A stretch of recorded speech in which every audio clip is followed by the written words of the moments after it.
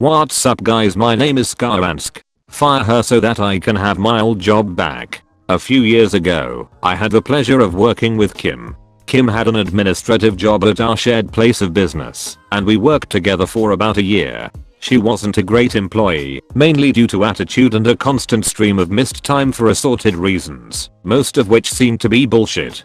Kim eventually found her dream job, which we discovered after she failed to call or show up for 3 days straight. We parted amicably enough, even allowing her to resign to avoid ending things on a negative note, and that was the end of that. In Kim's absence, Lee had been promoted and quickly proved to be excellent at the job. Consequently, we weren't really all that excited when Kim reappeared about a week after her departure, sobbing and begging for her job back. The dream job hadn't been very dreamy after all, and she was running low on funds. Moved by her pleas on behalf of her children, the manager agreed to bring her back on a trial basis to fill the vacancy left when Lee was promoted. It was stepped down from her previous position, but it was immediately available. A short, very blunt conversation ensued where she demanded to know why she couldn't just have her old job back. We explained, again, that the position had been filled and that the entry-level spot we were offering was the only thing available.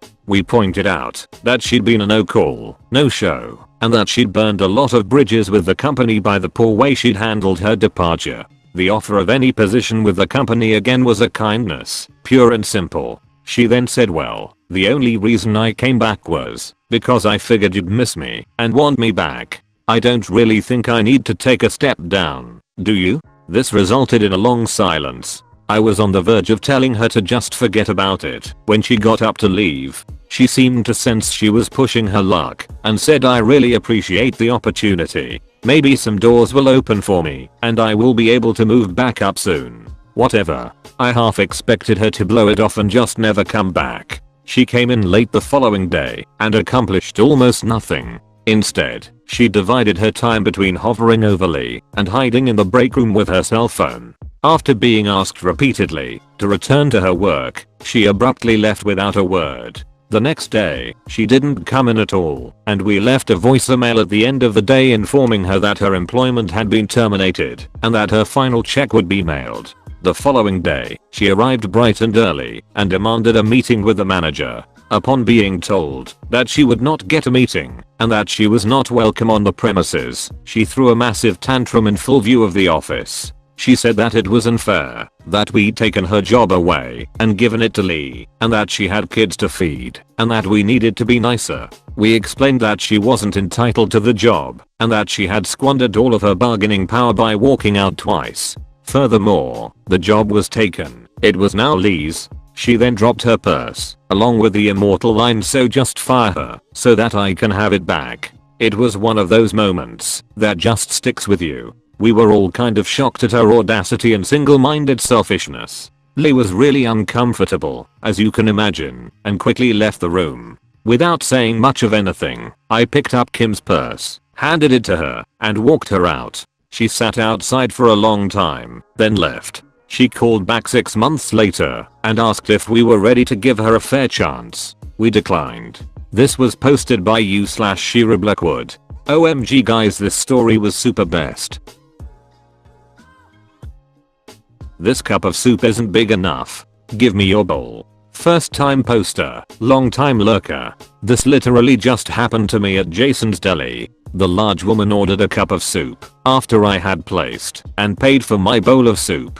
TL, doctor at the end. Me equals a tall, admittedly fat guy. CB equals a short, admittedly fat woman that has no room to comment on anyone else's size. JD equals Jason's Deli soup slinger. Me, waiting for my bowl chicken pot pie soup. CB, standing too close for no reason whatsoever. JD, places cup of soup on a tray. Cup of cheese broccoli soup.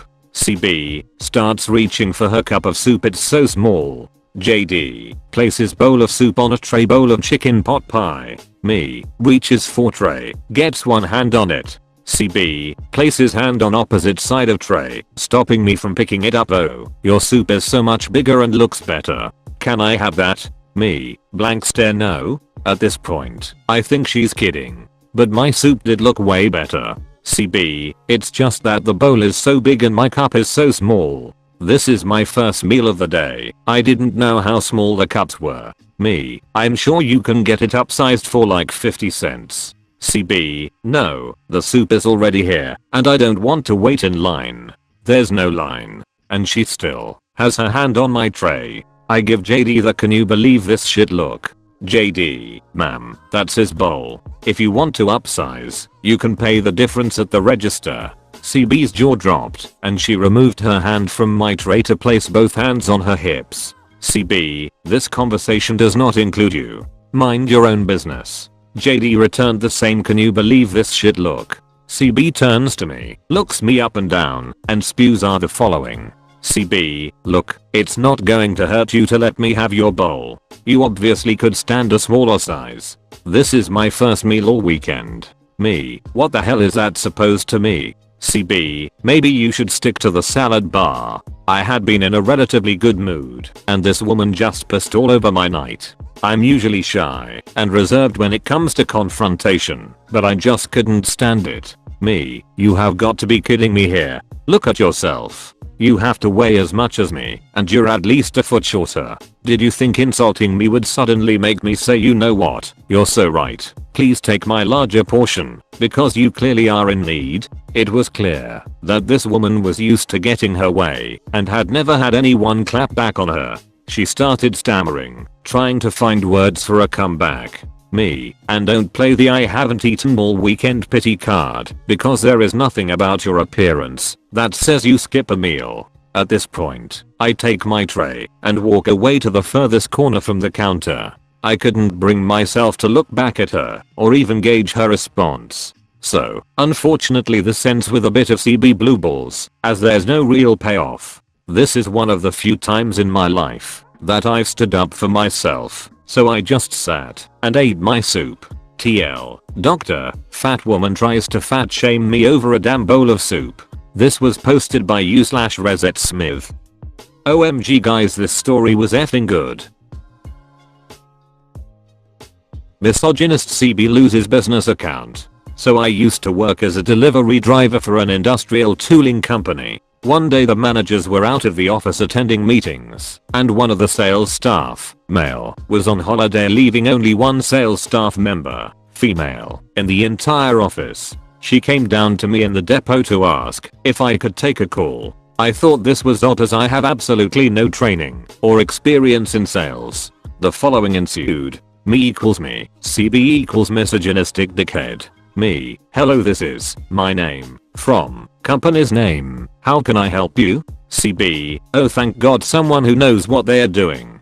I can't believe you've left a girl to take all your orders. Me, I'm sorry sir, but I actually don't know what I'm doing. I work on deliveries and was just asked to help with this call. Is there something I can do for you? CB, yes, I'd like to make an order for some parts. We are running low, and if we run out it will stop production. Can I please have? Me, I'll just stop you there sir. Like I said, I work deliveries. I'll put you back onto sales. I'm not sure why they've put you onto me. CB, well that girl you've got answering the phone said she was the only one in sales at the moment and I don't trust women to place the correct order. Me, slightly shocked at what I've just heard. Well, I can assure you that she's the most competent one here when it comes to placing orders because, well, that's her job. I'm unable to place orders as I don't know how. CB, well I'll ring back later then. Me, sales girl's name is the only sales staff we have in all week, so if the parts are urgent then you need to speak to her.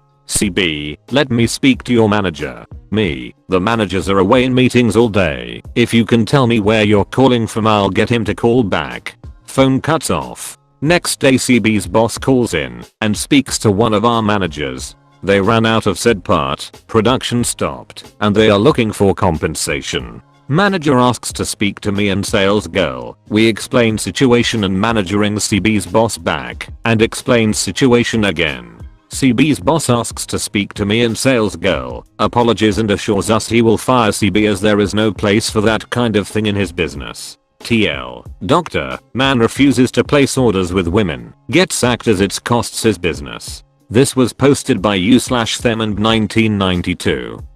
OMG guys, this story was effing super goodest. Bye guys, subscribe to me and PewDiePie.